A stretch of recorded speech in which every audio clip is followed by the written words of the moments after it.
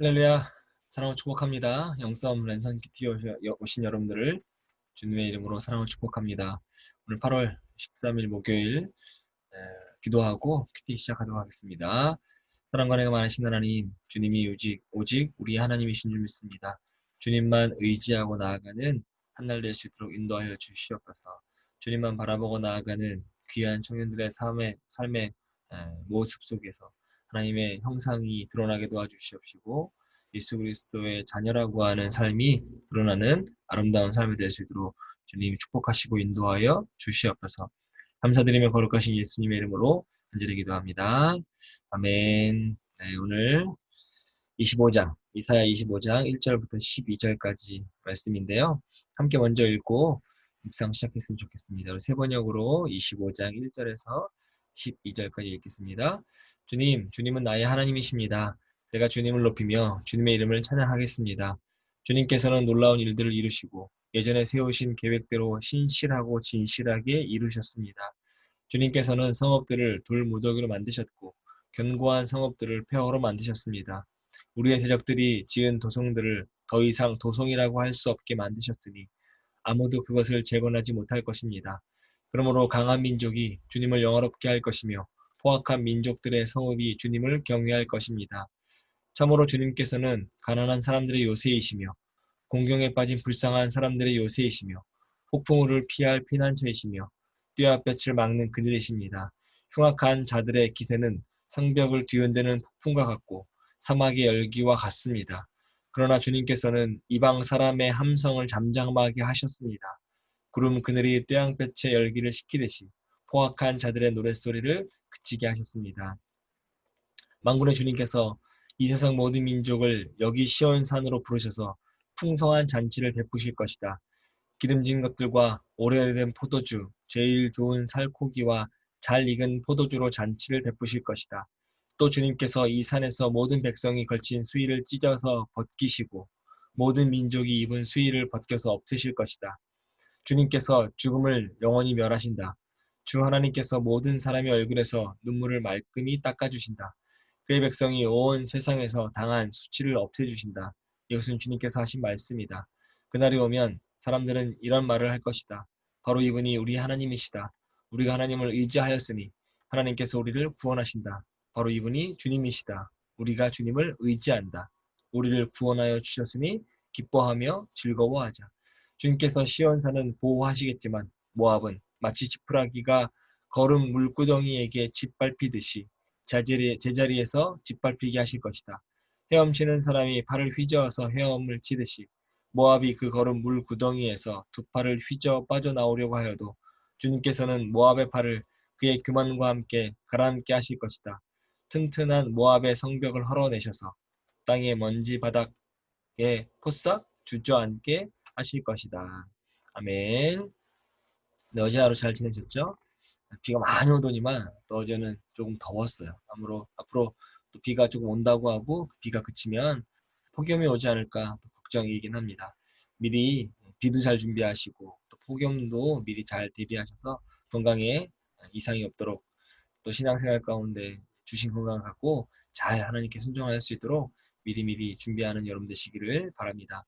오늘은 이사야 25장 우리 1절부터 12절까지 말씀 갖고 잠깐 묵상할 건데 하나님의 도우심을 받으려면 이라고 한 주제를 갖고 제목을 갖고 여러분과 함께 은혜를 나누고자 합니다. 처음에 어떤 이야기가 나오냐면 2장 2절과 3절에 강한 사람과 강한 나라에 대해서 나와요. 2절에 이렇게 이야기하죠. 주님께서는 성읍들을 돌무더기로 만드셨고 견고한 성읍들을 폐허로 만드셨습니다. 우리의 대적들이 지은 도성들을 더 이상 도성이라고 할 수 없게 만드셨으니 아무도 그것을 재건하지 못할 것이다. 그러므로 강한 민족이 주님을 영화롭게 할 것이며 포악한 민족들이 성읍이 주님을 경외할 것이다 라고 이야기합니다. 강한 나라들, 강한 성읍들을 누가 폐허로 만드셨어요? 하나님이 폐허로 만드셨습니다. 그런데 그 성읍들은 망하고 나서야 주님을 찬양하게 되고 주님을 경외하게 된다.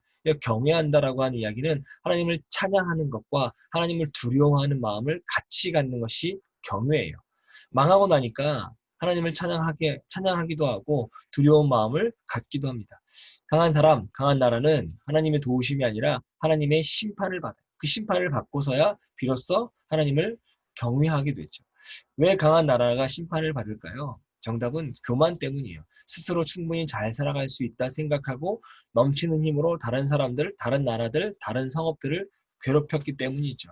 힘이 있다라고 하는 건, 강하다라고 하는 건 사람이나 나라들을 교만하게 만들어서 하나님의 도우심을 받지 못하게 하고 도리어 하나님의 심판을 자초하게 된다라고 하는 거죠. 혹시 우리의 마음 가운데 교만한 마음이 없는지 한번 돌아보시기 바랍니다. 그 교만함 때문에 나는 하나님이 없어도 돼, 나는 말씀이 없어도 돼, 나는 기도하지 않아도 돼 라고 하는 그 마음이 교만이라고 하는 거죠. 그래서 하나님 없이도 나는 잘 살아갈 수 있어 라고 하는 그 교만한 마음에 하나님이 어떻게 일하신다고요? 심판하신다고요. 그래서 멸망케 하신다고 말씀하고 있습니다. 그러면서 두 번째 이야기는 4절 말씀에 약한 사람과 약한 나라에 대해서 이야기를 해요. 4절에 참으로 주님께서는 가난한 사람들의 요새이시며 공경에 빠진 불쌍한 사람들의 요새이시며 폭풍우를 피할 피난처이시며 떼양볕을 막는 그늘이십니다. 라고 이야기합니다. 주님은 가난한 사람, 공경에 빠진 불쌍한 사람들에게 요새, 피난처, 그늘이 되어주신다고 말씀하십니다. 즉 가난하고 약한 사람, 약한 나라가 하나님의 도우심을 받는다라고 하는 거죠. 왜 약한 사람, 왜 약한 나라를 하나님이 도우실까? 그들은 가난하고 약해서 의지할 곳이 없어요. 그러면 모든 가난한 사람, 모든 약한 사람이 하나님의 도우심을 받게 되는 것일까라고 하는 질문을 하게 되죠. 정답은 분명 아닙니다. 그렇다면 왜 이들은 강한 자들과 달리 하나님의 도우심을 받고 구원을 얻을 수 있을까라고 하는 거죠.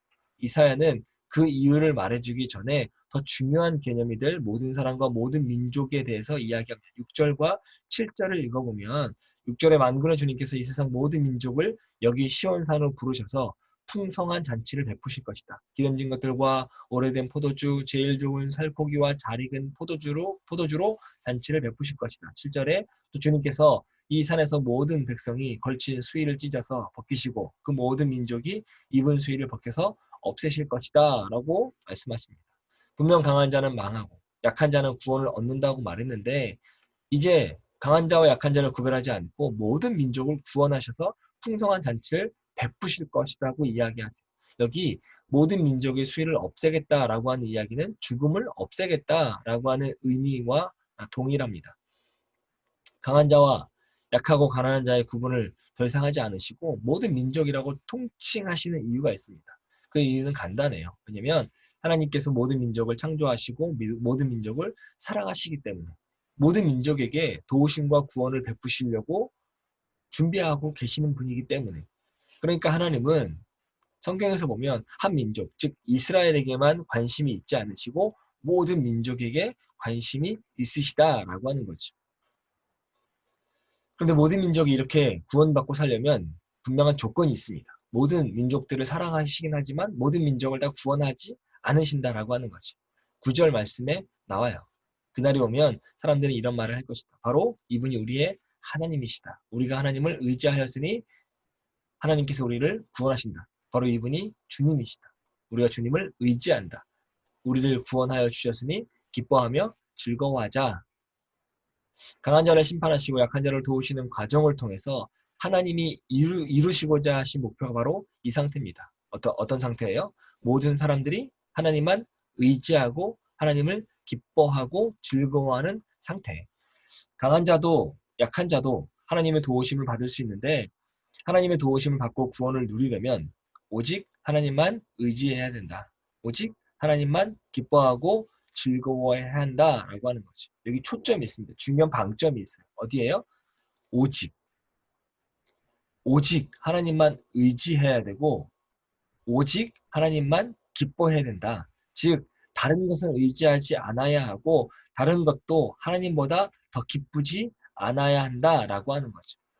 강한 자가 심판을 받는 이유는 분명합니다. 하나님을 의지하지 않고 돈과 힘을 의지해서요. 하나님을 의지한다고 말하는 강한 자도 사실 하나님보다 돈과 힘을 더 의지해서입니다. 가난하고 약한 사람들이 하나님의 도우심을 받고 구원을 얻는 이유도 분명합니다. 그들이 오직 하나님만 의지했기 때문입니다. 그러면 이런 의문이 들어요. 반전의 질문일 수도 있죠. 하나님만 의지하는 강한 자는 하나님의 구원을 누릴 것이고 의지할 것 없이 없음에도 하나님을 끝까지 의지하지 않는 가난하고 약하고 불쌍한 자들은 하나님의 도우심을 겪고 받지 못하게 될 것이라고 하는 반전이죠. 그래서 여기서 말하는 건 모든 민족, 모든 사람에게 라고 이야기하고 있습니다. 하나님의 도우심과 구원을 받고 누릴 기회는 누구에게나 공평하게 있어요. 다른 어떤 것보다 하나님을 더 기뻐하고 오직 하나님만 의지하며 사는 모든 사람들에게 하나님의 도우심과 구원을 받을 기회가 공평하게 있다라고 하는 겁니다. 다른 것이 무엇이에요? 오직 하나님만 의지하냐, 의지하지 않냐. 오직 하나님만 기뻐하냐, 기뻐하지 않냐라고 하는 거죠. 강한 자와 약한 자의 문제가 아니라 누구든지 하나님을 의지하면 구원받게 되고 의지하지 않게 되면 멸망하게 되어질 수밖에 없다라고 하는 걸 지금 이사야 25장에서 이야기하고 있는 겁니다.